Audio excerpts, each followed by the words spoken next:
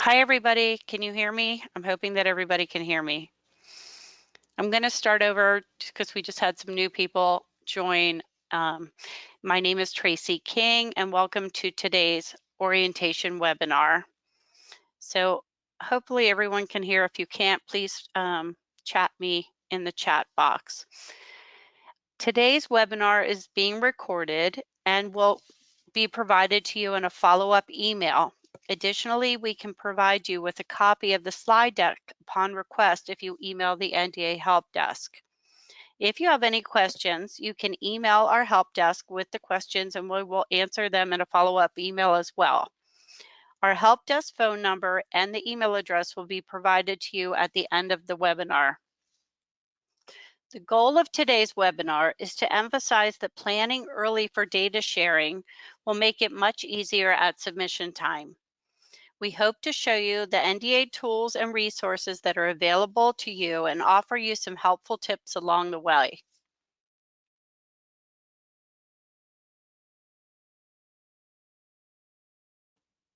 Today's webinar is the first in a series of webinars. As mentioned, it's primarily aimed at principal investigators. However, other staff are welcome and encouraged to attend.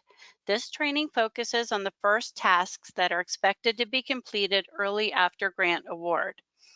The second webinar is about data harmonization. It's aimed at staff members who will be working to format and submit the actual data. This training dives into the meat of the NDA data dictionary. Attending data harmonization training early on, will teach you how to format the data. We urge you to take advantage of the already defined data structures in the NDA data dictionary that can be used right away to create a method for data curation. Using the data dictionary has the added benefit of already being formatted for data submission to NDA. The third webinar instructs on how to validate and submit data. This webinar overlaps where the data harmonization webinar left off and is offered around the 2 submission cycles. This webinar helps prepare users to understand the process of validation, error handling, submission, and post-submission quality assurance and quality control. Data access is our last in this series. It discusses the process of requesting data access and covers the various methods to query, package data, and get data from NDA. NDA can provide recordings of any of our previous webinars if you email our help desk. We hope that you walk away with an understanding of the next steps and know what you need to do to contact us throughout the data submission process if you need any assistance. Let's give a little bit of background about the NIMH Data Archive, or NDA as we call it. NDA is more than a database. It's a platform that supports the sharing of human subjects data.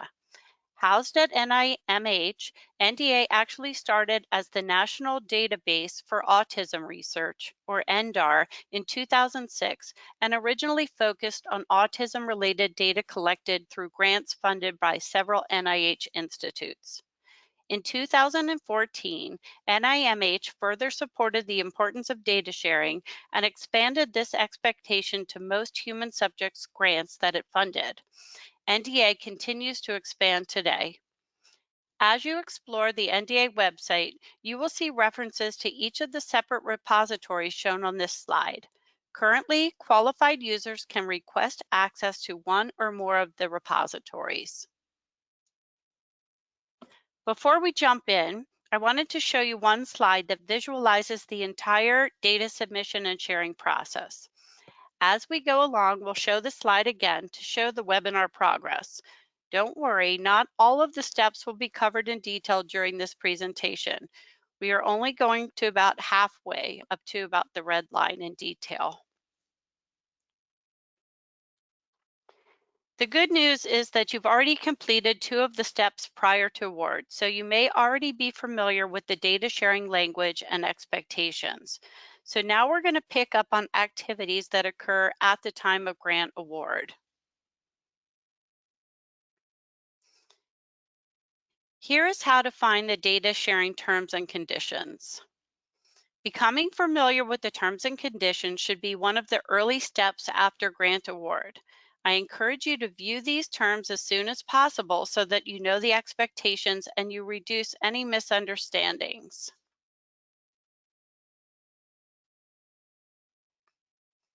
So now that we've gotten through the grant award segment, remember to refer to the NDA sharing terms and conditions frequently. It will be one of your biggest resources. Now we're going to move into the post-award segment. You most likely already received the initial welcome email. This email prompts you to complete the NDA Data Submission Agreement, or DSA, and to create an NDA user account. NDA will communicate with you throughout the entire grant cycle to keep you on track and to provide you with helpful information. To do this, we send a series of automatically generated emails. A couple of tips. The emails we send are from the NIMH data archive address. You should add our email address to your safe senders list so that you don't miss any important correspondence. As always, feel free to contact the NDA Help Desk if you have any questions or need more information.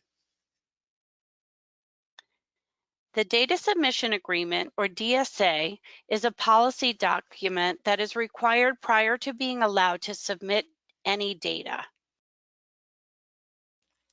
If you haven't done this yet, you should do it now. It doesn't take long to fill out and is an easy task to complete. Plus, it is defined as an expectation on the NDA sharing terms and conditions, and it can hold up your project later. With the eDSA tool, you can populate, review, and submit the NDA Data Submission Agreement. The agreement must be signed by the principal investigator and an authorized institutional business official. Principal investigators on NIH grants with NDA sharing expectations are expected to complete the DSA within 6 months of initial award. The sooner the better.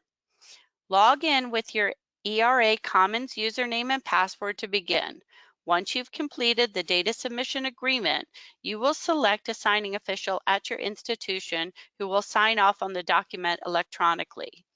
If you are not sure who at your institution is appropriate for you to send the data submission agreement for approval, the NDA Help Desk can email a list of your institution's signing officials. To contact the NDA Help Desk, email ndahelp@mail.nih.gov with any questions or concerns. Now you can check the DSA off your list. So you can see we're moving along, and now we're going to move on to the NDA Collection. Once we receive the DSA from you, the PI is granted ownership of their NDA collection and a second automated email is sent. This email covers the next steps in the process and includes the direct URL to your NDA collection. You should note your NDA collection number, which is a 4-digit number. It will come in handy if you contact the NDA Help Desk. Those of you who have not worked with NDA before are probably wondering what an NDA collection is. A collection is a virtual container for data and other information related specifically to your project. Grant information is also contained in the collection. A collection is created for you by the NDA staff. To get to your collection, you can use the direct URL that we emailed to you, or you can take the following steps. First, log into the NDA website. Click on My Dashboard at the top right of your screen. From there, you will click Login, enter your username and password, and you'll be on your profile page with your NDA collection in the right-hand side menu.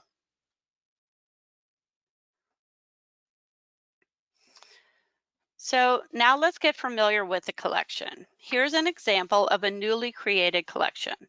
There are several tabs at the top, but we're only going to be concerned with 3 at this point: the General tab, the Data Expected tab, and the Permissions tab. On the General tab, you will find information related specifically to your project. If the project is associated with an NIH-funded grant, then the grant number will be provided. Collection owners and administrators can modify any of the items that are within a frame on this page. A quick tip, when you make changes, don't forget to click Save. In order to assign collection privileges to your staff, you need to log in yourself. To add another user to your collection, such as a data manager or other staff members, you need to know their username or the email address associated with their NDA user account. If they haven't already set up an account, they need to do this first. Once you click the Add User button, a green message will appear at the top to indicate that the user has been added, and their information will appear in the section below. There are 3 types of privileges that you can assign to a user. Submission allows for uploading data. Query gives read-only privileges, and admin is both submission and query privilege, plus the ability to give others privileges so that they can set up data expected. For example, a data manager or somebody who's working with the data. Again, be sure to click Save after giving permissions or the users won't be saved. Giving permissions to others may turn into a recurring task throughout the grant cycle. As staff come on board or transition out, you want to make sure that appropriate users are added. If staff members leave, please let us know so we can deactivate their NDA user account. A couple of tips here. First, as I mentioned, we send out automated emails. The default is to send these to NDA Collection Owner, which is usually the PI, but it may be more appropriate for another person on your staff to receive the email notifications instead. Alternately, you may want others to receive the emails in addition to the NDA Collection Owner. These settings can also be changed within the Permissions tab. For now, we're going to move away from the NDA collection, but we will return to talk about it at the data expected list. Now we're going to talk about your consent plan. As it is still early after award, you will likely be working on your protocol and consent documents to submit to the IRB. Grant recipients must include language in the informed consent form agreeing that data and supporting documentation submitted to NDA may be accessed and used broadly by approved users for research. Sample consent language is available on our website to help researchers, but it's important to note that it is outside the purview of NDA staff to review informed consent documents. Related to consent is the GUID. The Global Unique Identifier, or GUID, is an ID number that is required for each subject. While the GUID is based on personally identifiable information, or PII, that PII is never transmitted to NDA. In fact, it never leaves your site. To create a GUID, you will need to ask the subject for their name, date of birth, sex at birth, and city of birth. This information is found on a birth certificate. You should ask for their given name instead of a nickname. So for example, Jonathan versus Johnny.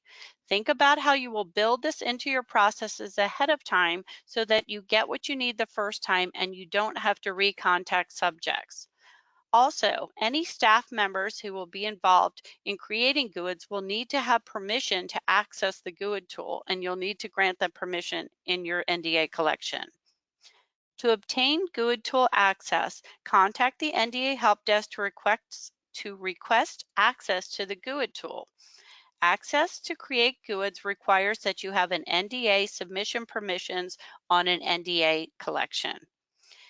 If you don't submit data to NDA, then permission is granted on a special case-by-case basis. If unsure, please contact the Help Desk.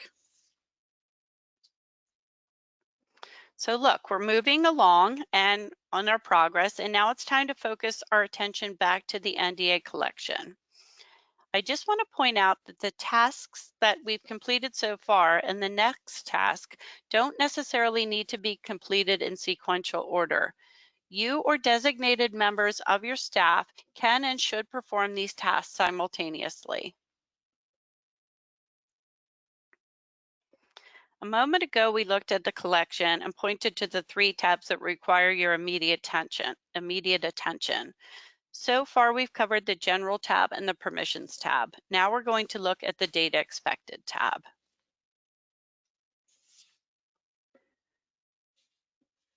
The data expected is the primary tracking mechanism for your data submission project, and you or a member of your staff can set it up in your NDA collection.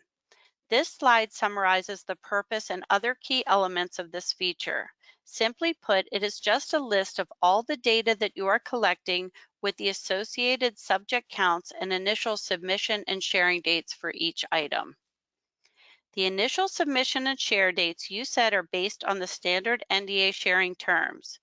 When the NDA collection is created, the data expected list is seeded with a research subject and pedigree item with a default initial submission date based on your start date.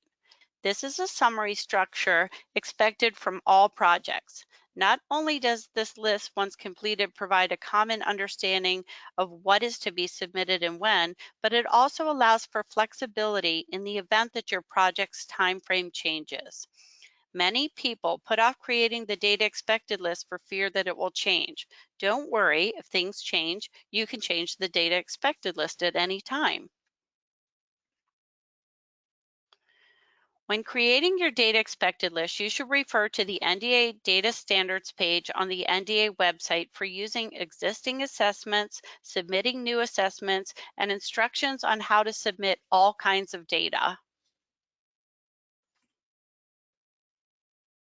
When you first get your collection created, the data expected list will look like this. As mentioned, NDA staff seed each collection with a single record.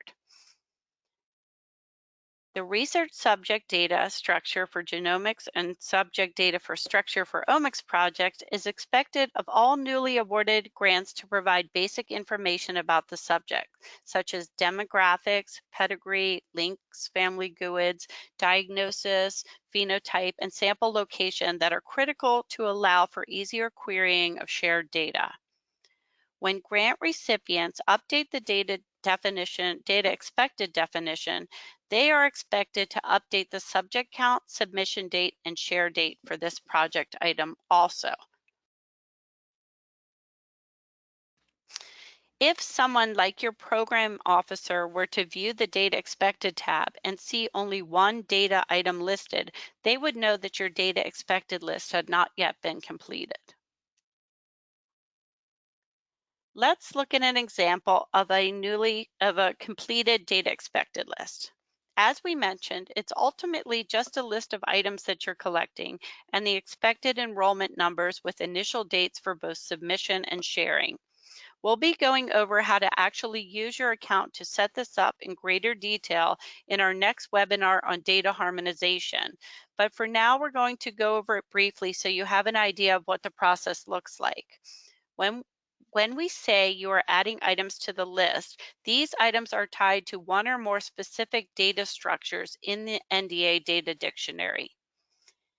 The NDA Data Sharing Terms and Conditions and the NDA Data Dictionary will be the most helpful resources to you as you complete your data expected list.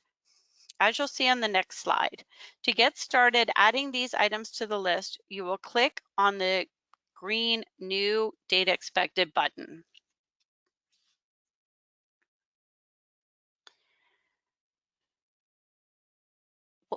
Then you will see this dialog for adding an item. If your data has already associated structure in the data dictionary, you'll be able to find it and add it to the list using the default options by data structure title as shown here. In this example, I want to add the SCID-5 for anxiety disorders, and I know that it's already been defined in the data dictionary. So I'm going to use the search by data structure title option. I'll start to type in the data structure search and see that it appears in the NDA data dictionary.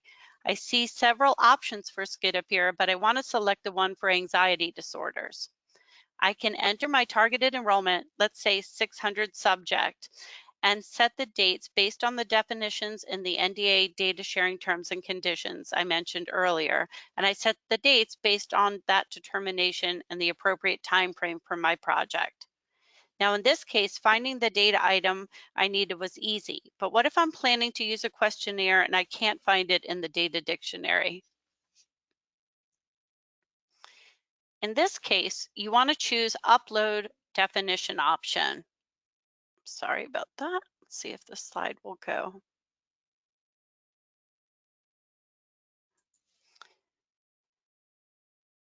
You will still need to define the targeted enrollment as well as the initial submission and initial share dates. You will then provide a title for the measure and upload the file. This could be your electronic definition if you created one. In any case, you will want to provide the actual measure and any instructions and scoring algorithms that can help our data definition team work on a structure for you. If you have more than one file to upload, you can zip them and upload the zipped file. We just want to point this out because how to get a new data structure created is a relatively common question, and this is the process to do that. Add it to your data expected list.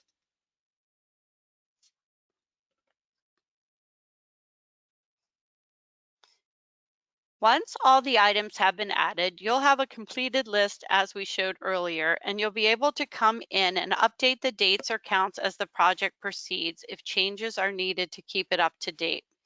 For our purposes today, this brief overview of what the process looks like should be helpful, but we'll be covering it in more detail in a later session, so we recommend that whoever is going to be completing the data expected list attend our next webinar or view this recording or one of the other recordings.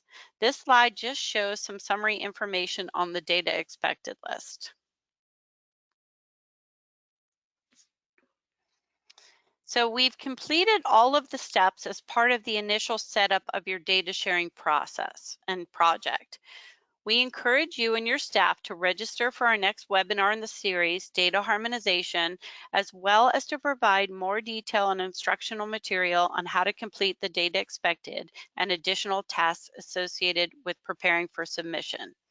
As mentioned, all of our upcoming webinars and tutorials can be found on our website, or you can request a copy of any of the previously recorded webinars through the help desk and we can send you the recording. Since we'd like to emphasize that your data needs to be harmonized to ours, we'll also briefly outline the next phases of the process. The first is the NDA Data Dictionary. While this will be covered in greater detail in the harmonization training as well, it's worth taking a look. The Data Dictionary is a collection of all measures and instruments, assessments currently harmonized in NDA through the definition of a standard data structure. See the full Data Dictionary for a list of these definitions and click on one to enter its individual structure page and view the defined elements. These can be referenced when formatting your data collection.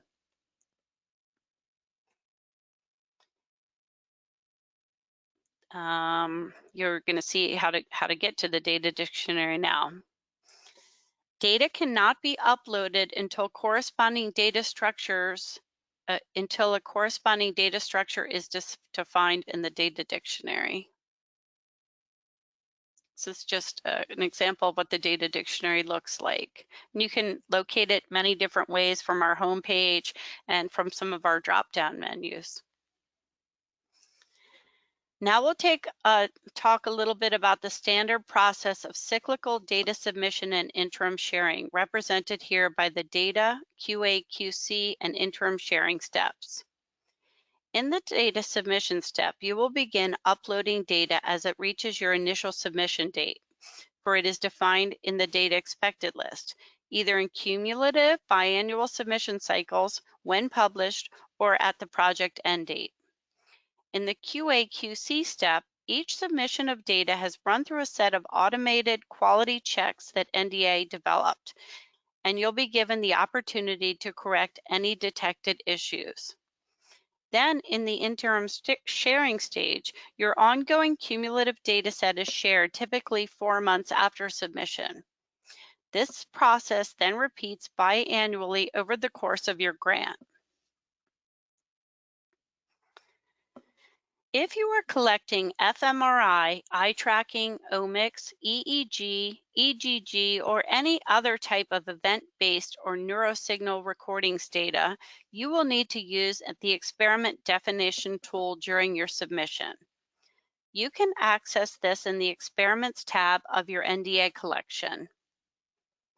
The experiment definition provides information on acquisition, processing, and other parameters that will help researchers performing secondary analysis understand how your data was collected.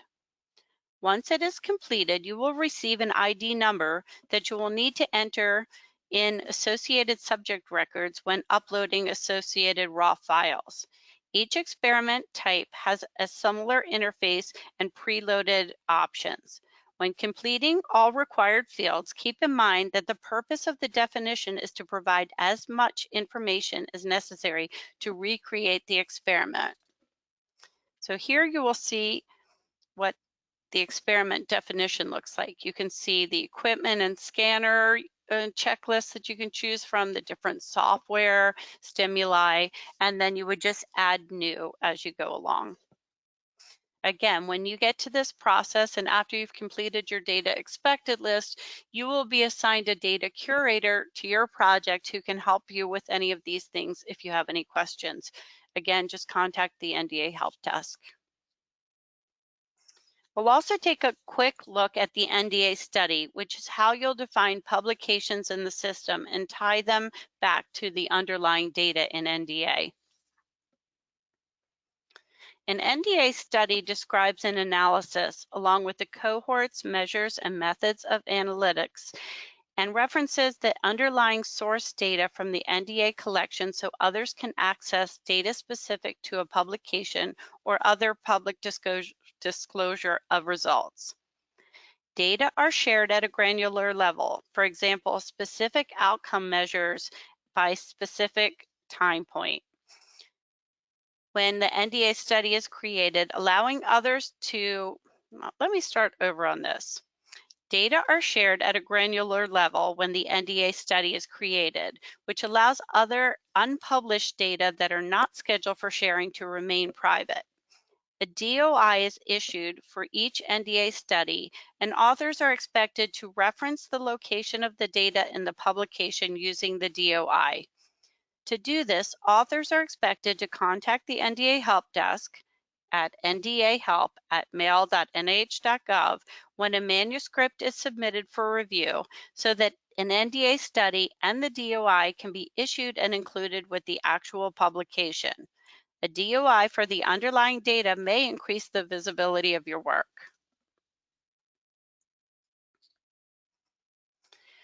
We also wanted to mention a few resources available on the NDA website that can be helpful over the course of your project, but are not necessarily part of any specific step in the data sharing lifecycle. The first of those is the NDA search tool. It is on our homepage as shown. With it, you can search on text strings across the website content, NDA collections or studies, as well as elements and structures in the NDA data dictionary and many other categories. The second of these is the NDA Query Tool. The Query Tool provides numerous ways you can filter and download data from the database. It can be found on our website under the Get Data tabs.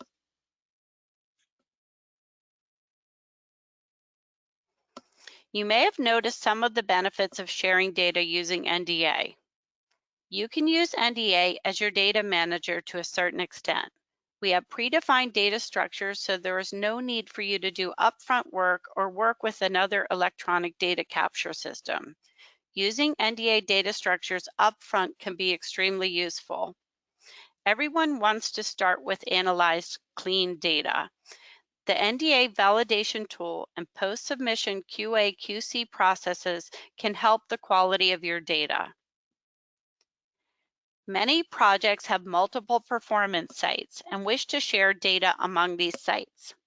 Submitting to NDA facilitates access by all investigators working on a project even before the data have been shared with others. You can control who gets access to the data while it is in a private state. Data are portable regardless of your location or institutional affiliation, so you don't have to send spreadsheets to collaborators or carry data around on a flash drive. Data are also secure. NDA staff have implemented comprehensive backup protocols to ensure that data are never lost. Storage costs are not an issue because NDA absorbs the costs and there's no charge to submitters or users who access the data.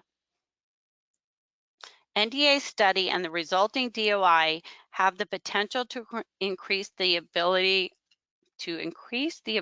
and visibility of your work. So just as a recap, these are the things that you need to do next. First, review your NDA sharing terms and conditions. Complete the NDA data submission agreement and upload or email it to NDA. Provide your staff with collection privileges. Create the data expected list in the NDA collection. Plan ahead for collecting PII that is needed to create a GUID. Remember, this is information found exactly as it is on the birth certificate. Ensure data sharing is covered in the consents and register for additional upcoming webinars. So as I mentioned, today's webinar is at its conclusion. We will provide a recording tomorrow in a follow-up email, and I encourage you to review it, sign up for our next webinars, as well as to share it with your colleagues. As always, you should feel free to contact us if you have any questions. If you have questions about today's webinar, please email them to us and we'll get back to you as soon as we possibly can to get answers to you. There are resources on our website, such as video tutorials that walk you through step-by-step of many of these processes. So if you have questions, just reach out to us and let us know. We also like to know how we're doing. I hope this wasn't too painful for you to listen to, but I appreciate it very much. I'm going to leave this screen up for a little while so that you can copy down the information. Again, you can request a copy of the slide deck if you find that helpful as well.